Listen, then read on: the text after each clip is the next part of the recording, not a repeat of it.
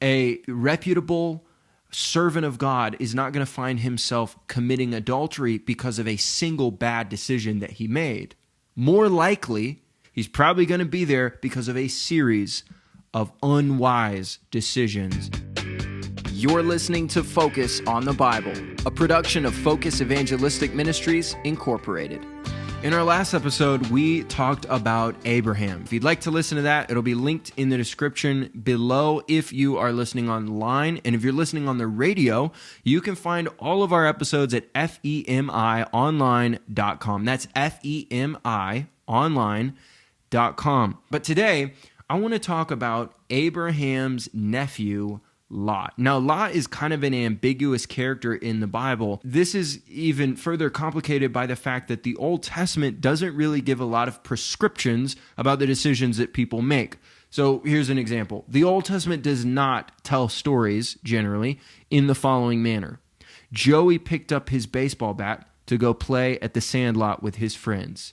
This was a bad decision. It doesn't really say this was good or this was bad. Sometimes it does. But generally, especially in the Old Testament, the Bible doesn't give a lot of that. And we are left to determine what decisions are good and what decisions are bad. And that is the case a lot with Lot's story. Now, if we look at Genesis chapter 12, we have Abram's call to follow God. His name had not been changed to Abraham yet. And we see in verse 4 of Genesis chapter 12, it says, "So Abram departed as the Lord had spoken unto him, and Lot went with him." And if that is a decision that he actively made to go with Abram, I think that's a pretty good decision. Abram's character, I think, makes him a pretty clear choice for a good saddle partner and somebody to follow and somebody to be with. The next chapter, verse 1 of Genesis chapter 13, it says, "Abram went up out of Egypt, he and his wife and all that he had, and Lot went with him into the south." So Lot is still following Abram a little bit later. And it says, "And Abram was very rich in cattle, in silver, and in gold," in verse 2. Verse 5 says, "And Lot also, which went with Abram, had flocks and herds and tents." This is why I don't think that he was just a little kid. By chapter 13 in Genesis, Lot is a prosperous guy as well. He's running his own ranch outfit right here alongside his uncle. But a problem comes up. Now, you've probably heard this story in Sunday school. It says, verse 7, "And there was a strife between the herdmen of Abram's cattle and the herdmen of Lot's cattle." The problem is the land cannot support both of them right here together in the same place. So verse 8, "Abram said unto Lot, Let there be no strife, I pray thee, between me and thee, between my herdmen and thy herdmen, for we be brethren. Is not the whole land before thee? Separate thyself, I pray thee, from me. If thou wilt take the left hand, I'll go to the right. If you take the right, I'll take the left. What do you want?" And Lot lifted up his eyes, verse 10, "and beheld all the plain of Jordan, that it was well watered everywhere, before the Lord destroyed Sodom and Gomorrah." There's a plot twist for you about something that's going to happen later on. "Even as the garden of the Lord, like the land of Egypt, as thou comest unto Zoar. Then Lot chose him all the plain of Jordan." Abram asks, he looks up, he goes, "Well, this looks like really good land. I'm going to take it." And this is a point, at least in Sunday school, where everybody goes, "And what did Lot do? He took the better land because he's selfish. Boo, this guy." The Bible doesn't tell us that Lot shouldn't have done that. Again, it's up to us to determine, is this a good decision? Is it a bad decision? But between what's bad and what's good, there is what's wise and what's unwise. And it's up to us as Christians to discern not just what's starkly good and starkly bad, but what is wise. That's something that Abram proves himself to be really good at. When we look at Abraham's actions, Abraham is not seizing things that he could take advantage of, even if it seems totally reasonable for him to do that. In Genesis chapter 14, Lot gets kidnapped along with all the Sodomites, and Abram rides after him, rescues him, brings him back, and then the king wants to give him a reward, and Abraham's like, no, I don't want your money. Abraham doesn't want his reward for saving Lot to be from this king, whereas Lot is closely associated enough with these people that he gets kidnapped when title king of nations comes and is rounding people up. He is kidnapped along with the Sodomites. And we know that they are not great people, but Lot is apparently pretty mingled with them. Skip with me to Genesis and chapter 18.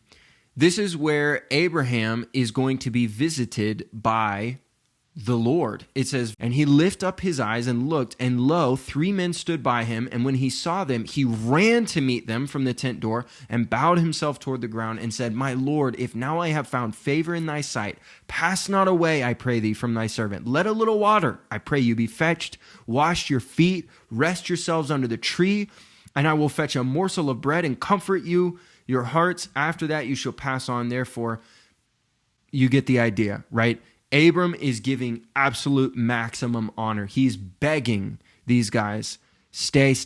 Let me feed you. Let me get you water. You can relax.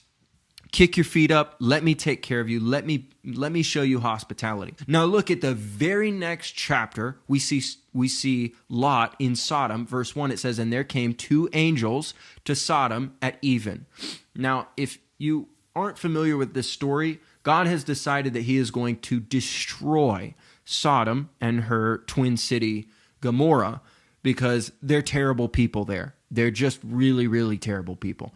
God says that he's not going to destroy the city until he gets Lot out of here. So these 2 angels show up to Sodom, and Lot sits at the gate of Sodom. And Lot, seeing them, rose up to meet them, bowed himself with his face toward the ground, and he said, behold now, my lords, turn in, I pray you, into your servant's house and tarry all night. Wash your feet. You could get up early and go on your ways. But again, Lot also is showing maximum honor. I don't know if Abram or Lot realizes that these are not normal people or if this is typical treatment of them, but either way, they're giving just absolute maximum respect. Good on Lot for doing this. I mean, he's being honorable in this way. He pressed upon them greatly, verse 3 says, and they turned in unto him and entered into his house, and he made them a feast, and he did bake unleavened bread, and they did eat. He's taking care of them. But before they lay down, the men of the city, even the men of Sodom, compassed the house round about, both old and young, all the people from every quarter. And they called unto Lot and said unto him, where are the men which came into thee this night? Now I'm gonna pause right here and say, if you're listening right now and you are under the age of 15, I'm not saying that you shouldn't listen to the rest of this or watch the rest of this. But you should probably get your parents and let them know that we're talking about the story of Lot and Sodom and Gomorrah. I just want to throw that out there. Fair warning, these are terrible, horrible people, and we're about to see why God is going to destroy this entire place. They say, bring them out unto us that we may know them. And this is knowing them in the biblical sense, if you catch my drift. And Lot went out of the door unto them and shut the door after him. He goes out and he shuts the door behind him so nobody's pushing by him to get inside his house. And he says, I pray you, brethren, do not so wickedly. All right, good on Lot. He's protecting his guests from these horrifyingly wicked people outside. He's putting himself between them. Oh man, what a rock star. Verse 8, behold, now I have 2 daughters which have not known man. Let me, I pray you, bring them out to you, and do ye to them as is good in your eyes. Yo, Lot, what are you doing? I don't know. I guess Lot in his desperation is trying to protect these guests. What happens here is these angels strike everybody with blindness, and then they tell Lot, you got to get out of here, buddy. We have come to get you out of this city. And Lot does not really want to. Verse 13 says, for we will destroy this place because the cry of them is waxing great before the face of the Lord, and the Lord hath sent us to destroy it. And Lot went out and spake unto his sons-in-law, which married his daughters. Okay, pause. So he was just talking about his daughters, like, no, I have 2 young, eligible, single daughters. But apparently, these daughters are married. And he said, up, get you out of this place, for the Lord will destroy this city. His son-in-laws do not believe him. They think that he's joking around. It says, but he seemed as one that mocked unto his sons-in-law. So they don't go. Well, they spend the night. When the morning comes, verse 15 tells us the angels hurried Lot, they hastened Lot, saying, arise, take thy wife and thy 2 daughters, lest thou be consumed in the iniquity of the city. And while he lingered, the men laid hold upon his hand and upon the hand of his wife and upon the hand of his 2 daughters, the Lord being merciful unto him. And they brought him forth and set him without the city. They literally dragged Lot and his family out of the city before it gets completely obliterated. I think it's obvious that none of them want to leave there. Verse 30 tells us, Lot went up out of Zoar and dwelt in the mountain, and his 2 daughters with him, for he feared to dwell in Zoar, and dwelt in a cave, he and his 2 daughters. Now, if you have your Bible with you, I'm just going to let you read to the end of the chapter. And the only spoiler I'll give is it's a pretty sad ending to Lot's story. And the thing that I want to point out about Lot, and my biggest takeaway from his life story, is that there's not a single point where Lot makes one bad decision and it's like, and this is the decision that destroyed Lot. There's not a point that you can just easily say, this is it. This is where it all went wrong. There's not always one big bad decision that will ruin your life. Often, I'd say more often, it is a series, not of bad decisions even necessarily, but of unwise decisions. I don't think that somebody having one beer is going to ruin their life.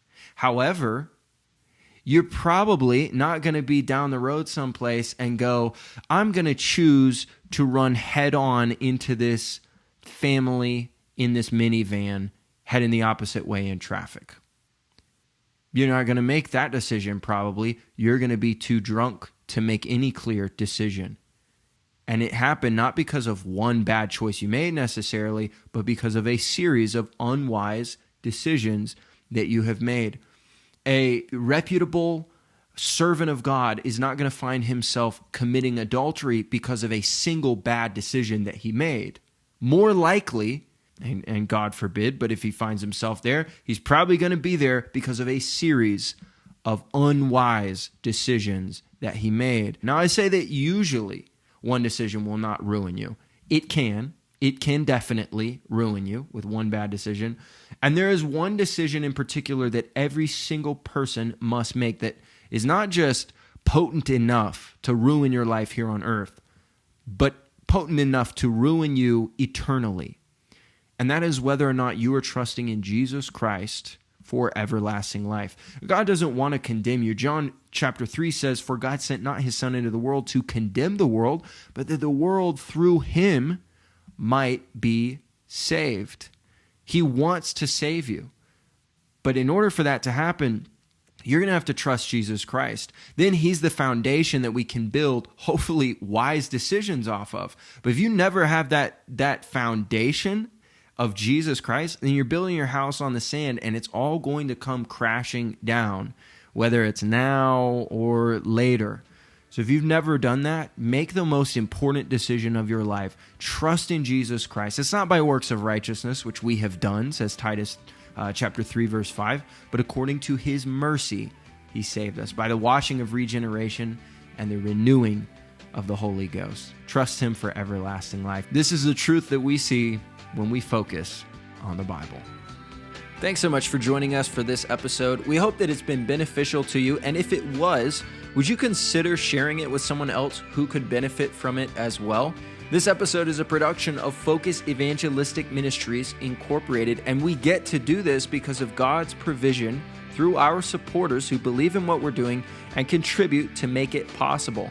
If you'd like to learn more about us or make a donation, you can go to femionline.com/donate. That's femionline.com/donate.